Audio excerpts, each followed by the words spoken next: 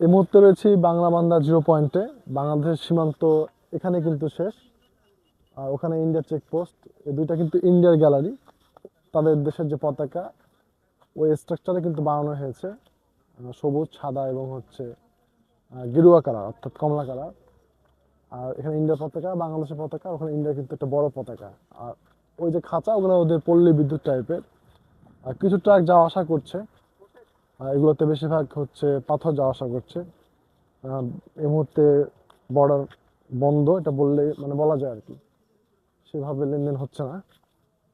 আর এটা হচ্ছে আমাদের বাংলা বান্ধা জিরো পয়েন্ট, ঐতিহাসিক একটা জায়গা। মানে এখানে কিন্তু আমাদের একবার জিরো পয়েন্ট, সীমানা শেষ। ওপাশে কিন্তু বিএসএফ রয়েছে, আমাদের এখানে বিজিবিও রয়েছে।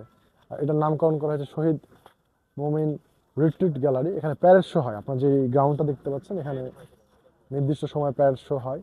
অনেকে বসে সেটা সে শোটা উপভোগ করে। এ হচ্ছে বাংলা বান্ধা জিরো পয়েন্ট। আজকে কিন্তু আকাশটা অনেক মেঘলা, নাহলে কাঞ্চনজঙ্ঘা কিন্তু এখান থেকেও অনেক সময় দেখা যায়। তো এখানে আসতে পেরে আমার ভালো লাগছে ব্যক্তিগতভাবে, কারণ ছবি তো অনেক দেখেছি, এখানে অনেকে ছবি তুলে। খুবই ঐতিহাসিক এবং একটা গুরুত্বপূর্ণ জায়গা। আর একটা তথ্য জানিয়ে রাখি, এই যে রুটটা দেখছেন, এই রুট দিয়ে কিন্তু 16 কিলোমিটার হচ্ছে শিলিগুড়ি, তারপরে গ্যাংটক, দার্জিলিং, এগুলো কিন্তু বেশ কাছেই।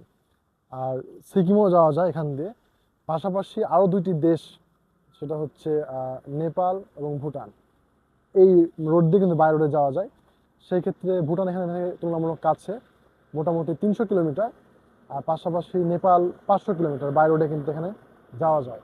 তো বুঝতে পারছেন এটা কতটা গুরুত্বপূর্ণ একটা রুট বা রোড। বর্তমানে এটা মানে খুব একটা বেশি সচল না, তবে আশা করছি খুব শীঘ্রই এটা চালু হয়ে যাবে, কারণ প্রচুর পর্যটক কিন্তু এই রুটে যাওয়া আসা করে। ভিডিওটি দেখার জন্য সবাইকে অসংখ্য ধন্যবাদ। আশা করি ভিডিওটি সবার ভালো লেগেছে।